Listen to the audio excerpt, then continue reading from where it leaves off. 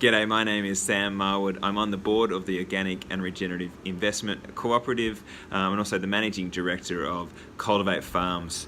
So this episode that I recorded with Rob Fenton, who's the head teacher at the National Environment Centre, is all focused around education and how do you go about getting started in organic farming and how do you build your skills, where do you go to, who do you talk to, and how you just go about making sure your skills are top-notch when it comes to farming. Rob is a guru in the education space in agroecology and also organic farming. So it was a real pleasure to unpack these questions with Rob. I hope you enjoy. Well, welcome to another episode of How to Make an Organic Farming Movement from Scratch, brought to you by the good people at the Organic and Regenerative Investment Cooperative, otherwise known as ORICOOP. And I am now speaking with Rob Fenton, who is the head teacher at the National Environment Centre in Albury as part of TAFE, New South Wales. Rob, thank you very much for joining me.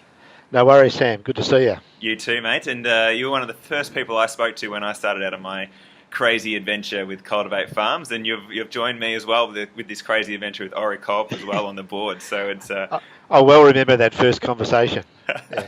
It was great. It was great to finally meet someone who got what we're trying to do, and I think it's the same thing with ORICOOP. I think that's why we're on the board, is we get the vision of what's trying to happen here. Absolutely. So, Rob, our topic within this theme of creating a movement is organic farm management opportunities. You are the first person most people think of when they think of organic farming and education and supporting the next generation of farmers. So I'm glad I get to spend a bit of time with you and share this with everyone else to unpack that world. So I'm excited, Rob.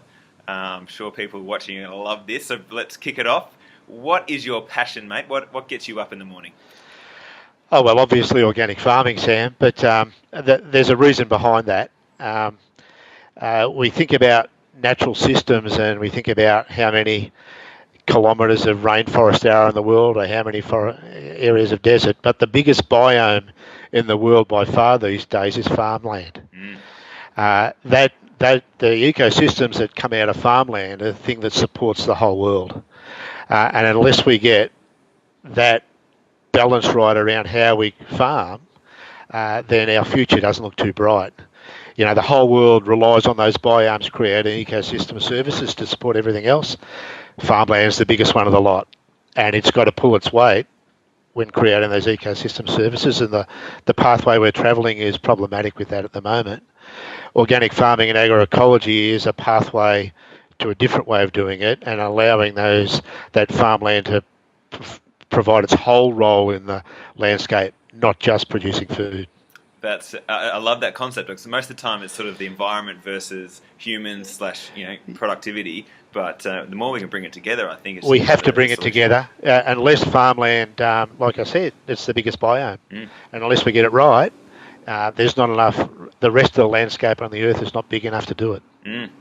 Well, I love that answer. So what about specifically with organic farming do you love versus conventional or any other type of farming? Rob, what is there some nuances there that you? Yeah, because of the way that organic farming connects to the way natural systems work, and so it naturally lends itself to the idea that the farm is an ecosystem.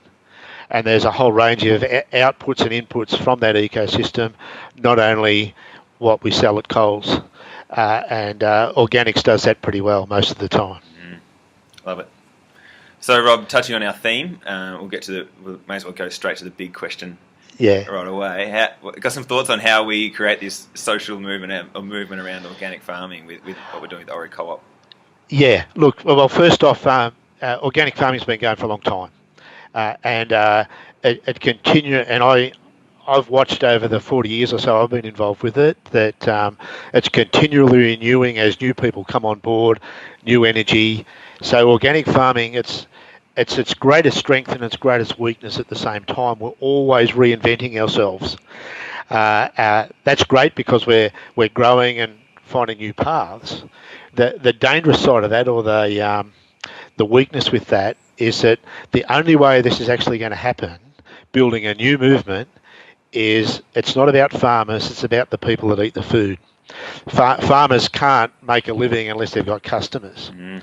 And so it's important as we grow these new movements and organic changes and heads off in different directions, that it's very, very clear that the important people in this whole thing aren't the farmers but the customers, and they really need to be part of setting the direction.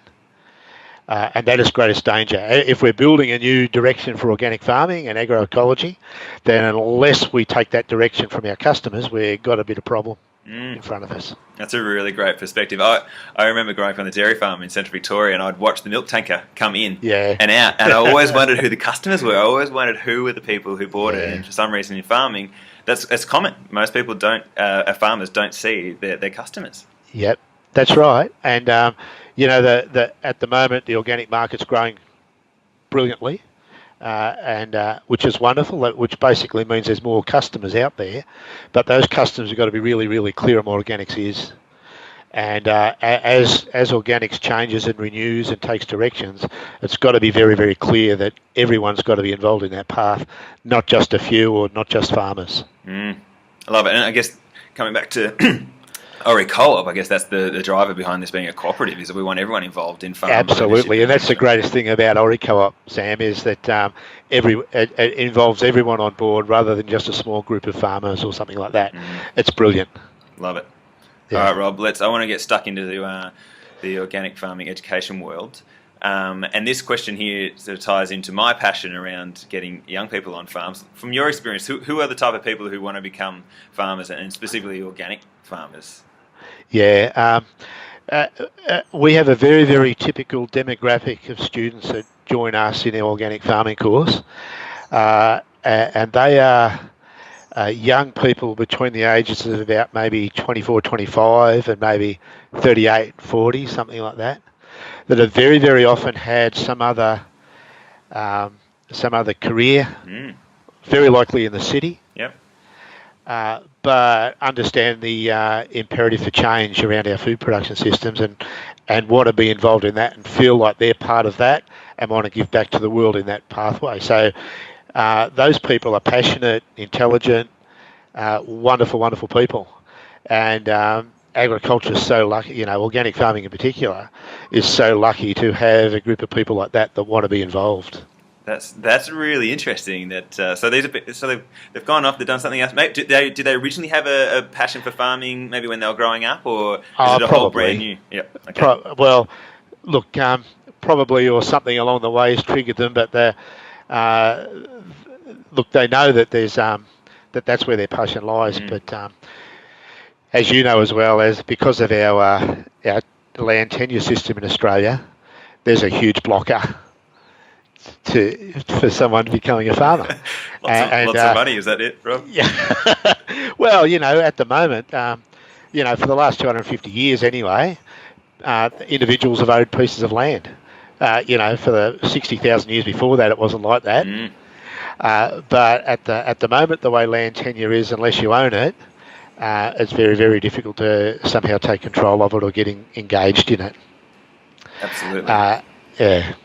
And hence we could do another segue to the broader concept of ORICOP, but we'll pause there. We'll keep unpacking education. Yeah. So let's say I'm in that target market, Rob. I'm in 2024 and 38, and I've said yes, I want to be a farmer. I'm going to be an organic farmer. What are my education opportunities available to me? Where do I go? What's the first thing I do, and where should I head?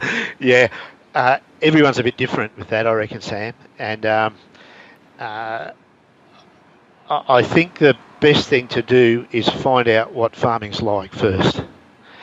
Farming's a tough gig, and it's also the actual experience of farming is quite different than what often seems from a distance. And so, going out and actually working with organic farmers, even using the Woofer scheme or whatever, to double check on your passion is probably not a bad way to start. With all of us with our passions, we always look at them through rose-coloured glasses or green-coloured glasses in this case, and it often pays just to make sure that the practice of it is still suits what you do. In most cases, it still is, and in that case, how do you get the skills and knowledge to take the next step? This is real challenging because if you were going to become a mechanic, you know, diagnosing and fixing, I'm old school, so let's say a carburettor, is the same no matter where you are. Farming's different from one valley to the next, from one region to the next, from one state to the next. And in just around here, I could probably name 30 or 40 or 50 or 60 different forms of farming and different outputs of farming. So it's not a simple thing to say, I've got to go out and teach myself to be a farmer. It's one of the most complex and one of the most variable things there is. And so it's not like learning to fix a carburettor. And that's the first thing people need to realise. Okay. Yeah. If we put on top of that the fact that the farming world is changing so rapidly, including climate change, then a lot of the skills that we know, well, the skills I learnt when I went to Agroecology about 100 years ago, it feels like, are totally different from the skills now. And all that knowledge I learnt back then is totally different as well. And that is changing all the time. So it sounds like, Rob, to summarise what you just talked about, there's the practical. Do you really want to do this? Do you realise how tough and tricky it can be? Then there's and this is probably what you offer with at TAFE New South Wales, is the structured course. But really it feels like this is having that mindset of, I want to get better at being a farmer, an organic farmer. So every spare hour I have, or before I go to bed, I'm going to listen to podcasts, I'm going to watch YouTube videos, I'm going to be online. Absolutely, Sam. Is that the key here as well? Yeah, absolutely. And then talk to people that are involved in the industry, like ORICOOP and like Cultivate Farms, and to try and build up a picture of what's going on. It is really a complex business, because in organic farming, what you're really doing is managing an ecosystem. And if there's that much to know about ecosystems, really, if we find it right down, we know about that much at the moment. And so you're learning to become an ecologist and work with these variable dynamic systems. I love it. I was hoping for a really simple answer there, Rob. Yeah, well, bad luck, mate. I'm sorry. Maybe go to ag college and learn industrial agriculture there. If you want a simple answer. What I like it. Ooh. Yeah.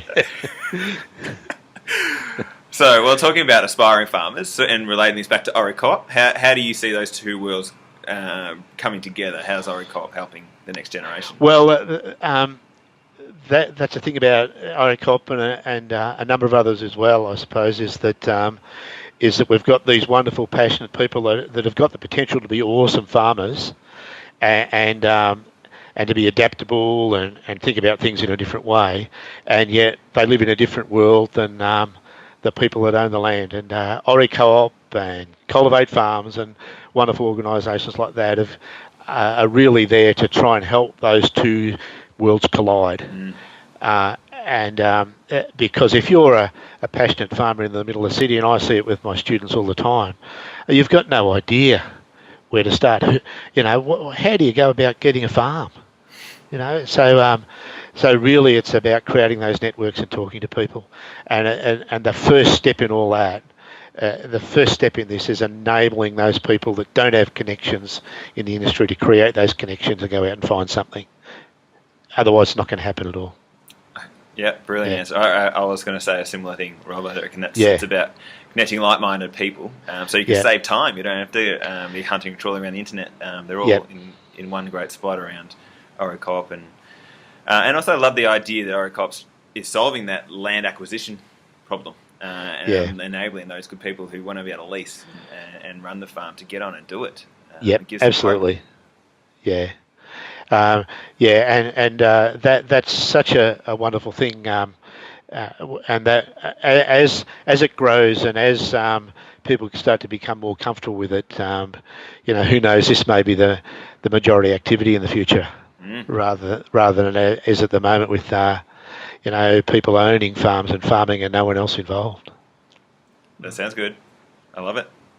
So, Rob, going back to the farmers and people who are aspiring farmers, they come from the city, they've done the education that they want to. Can you unpack, I guess, what you've seen over your career of what a good organic farmer is and what they do day to day, or is there some way how is it measured in some way? How do you know you're a good farmer? Well, first off, it's got to be realised that if you look at a factory or a business somewhere, the business is there sitting over here, and then there's a manager out here somewhere pulling levers and managing and measuring. That's not really how organic farming and agroecology works. The farmer is inside and a part of that. And so a good organic farmer not only looks but sees, and that skill of seeing what you're looking at is probably the basic skill. And then a good organic farmer also has feels really connected to the systems and the complexity of those systems. If I have it on Greengate Farm at the moment, we've got an animal health problem that we haven't struck before. Now, if I was not an organic farmer, I could go and buy a bottle of poison somewhere and fix it today, but I can't. And the sooner and the more connected and the clearer I see things, the sooner I see that happening, the easier it is to come up with complex solutions to those complex problems.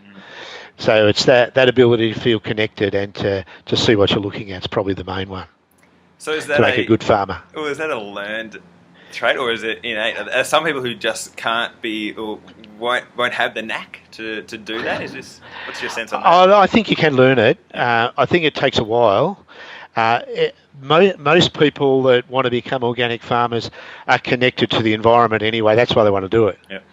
And it's that psychological connection which enables that seeing to happen. So it's very often very quick. Yeah. Okay. I like that. Gives hope. That's good. Yeah.